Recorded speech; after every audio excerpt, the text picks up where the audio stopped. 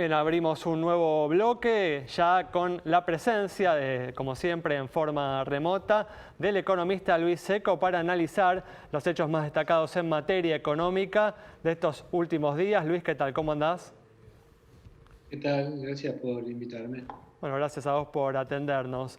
Y como hablábamos en el primer bloque, esta semana el gobierno anunció la intervención de la empresa agroindustrial Vicentín, a la que busca expropiar. Fiel a su costumbre, el peronismo avanzó una vez más con la nacionalización de una compañía. ¿Cuál crees que es el motivo, ¿no? El objetivo de esta decisión, Luis? Mira, durante la puesta en escena, durante el anuncio, digamos, de la intervención y expropiación, se dieron varios motivos o varios argumentos. Uno era el de esta supuesta soberanía alimentaria. Después se habló también de lo importante de tener una empresa testigo como para dar señales de precio en el sector agroexportador.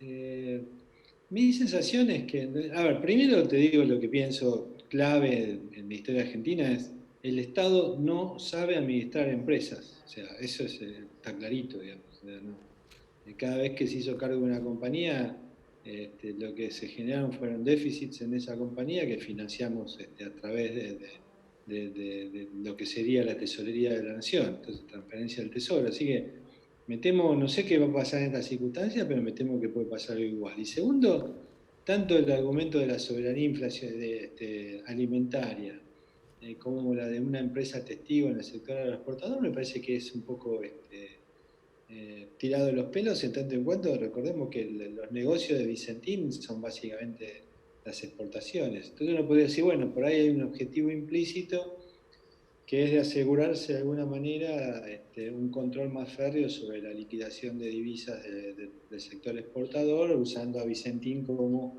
si querés, metro o patrón de referencia para el resto de las compañías. Claro, Pero Luis. para que eso suceda, sí. Sí, eso te iba a decir, ¿no? Pues justamente coincide, ¿no? Esta decisión con las dificultades que tuvo durante el mes de mayo el Banco Central, con una pérdida muy fuerte de reservas y que lo obligó, ¿no? A imponer restricciones muy fuertes al mercado cambiario oficial, ¿no? Bueno, esa es la otra, ese es, si querés, el otro tema clave de estos últimos días. Yo, digamos, en el rescate, yo planteaba una nota justamente en Cronista Comercial esta semana que uno de los oxímorons de la semana es plantear que con el fin de rescatar una empresa privada se la expropia, lo cual es bastante raro, ¿no? La idea de rescate con expropiación. Y la otra es lo que acaba de hacer el Banco Central, que era esta suerte de DEJAI, o sea, declaración jurada de anticipo de importación o anticipada de importaciones. Se pone en marcha un nuevo sistema, digamos, donde el Banco Central dice que es con el fin de agilizar la importación. Y cuando uno dice, ¿para qué vas a poner en marcha toda una declaración jurada previa para acceder al mercado libre, único y libre de cambios? Ya no sé qué le queda ni de único ni de libre, pero básicamente me parece que son dos de los dos temas fundamentales de la semana que van en línea con lo que ha venido haciendo el gobierno últimamente, que es frente a todo problema, frente a todo desafío, la respuesta ha sido más regulaciones, más controles y más Estado, en definitiva, ¿no? Sí. ¿Cómo te va, Luis? ¿Y qué pasa con el Sí, hola, ¿cómo resto? estás? ¿Qué haces?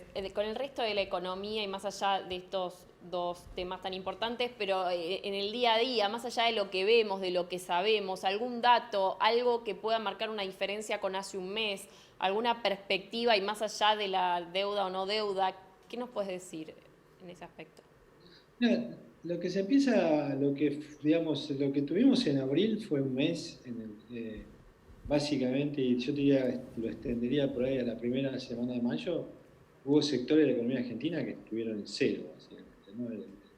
La industria textil, la caída del consumo eléctrico de la industria textil, de la industria automotriz y demás fueron indicadores anticipados, digamos, de actividad prácticamente nula en la construcción también, o sea, sectores muy grandes de la economía argentina con actividad nula. Lo que se empezó a ver después de la última liberación fue cierta recuperación que seguramente en algunos datos del sector industrial, cuando conozcamos ahora en este mes los datos de mayo, probablemente muestren alguna pequeña recuperación o por lo menos que la caída se detuvo. Pero claro, digamos, es el rebote desde cero, digamos, ¿no? Cero actividad económica, sobre todo en la última semana de marzo y durante abril. Me parece que eso digamos, va a ayudar un poco a que podamos sacar algunas cuentas de hacia dónde está yendo la actividad económica en el año, pero evidentemente tenemos un problema muy serio que es hasta dónde las medidas que se están tomando ahora van a ayudar para que la economía se recupere post pandemia, ¿no? Y es ahí donde entra una gran duda respecto de cómo el déficit fiscal que se aceleró en este último mes, comparando un poco lo que estamos ahora y estábamos antes, el déficit fiscal, uno puede decir, bueno, este año podemos estar en 5 o 6 puntos del PBI y ahora creo que vamos para más cerca de 10 puntos del PBI de déficit. Y eso evidentemente es todo un desafío de cómo financiarlo. Un número enorme, Luis, en términos históricos, ¿no? Y récord. Récord va a ser tan alto como la caída de la... O sea, hoy este es un año de récords. La historia lo va a adjudicar a la pandemia, pero bueno, muchos de nosotros sabemos que no es solo pandemia. Argentina estaba a un tris del default antes de la pandemia, tenía ya un problema fiscal antes de la pandemia, tenía un problema de inconsistencia monetaria y una duda enorme de cómo iba a crecer, ¿no? Me parece que el problema es que la pandemia no resuelve ninguno de esos tres interrogantes. Pero significa al menos para vos un punto de partida para un horizonte mejor partiendo de muy abajo, o incluso podés pensar en un panorama aún peor. Yo creo que el problema es que va a haber un choque de expectativas, me parece importante, ¿no? Si querés, la parte negativa puede ser eso, cierta expectativa de que ni bien se supere la crisis sanitaria, la economía puede llegar a salir y empezar a recuperarse en un contexto de relativa estabilidad macroeconómica, y eso yo no veo ningún argumento para justificar que eso suceda. Me parece que ahí es donde va a estar el choque de expectativas, ¿no? Entre esa esperanza de que superada la pandemia la economía vuelva a funcionar y que se vuelva a recuperar el empleo y los ingresos reales de la población argentina, y lamentablemente me parece que la economía, la recuperación va a ser ese rebote lógico después de estar en cero en sectores muy importantes, Luis, pero que no hay un modelo de crecimiento por delante, ¿no? Luis, ¿crees que puede contribuir a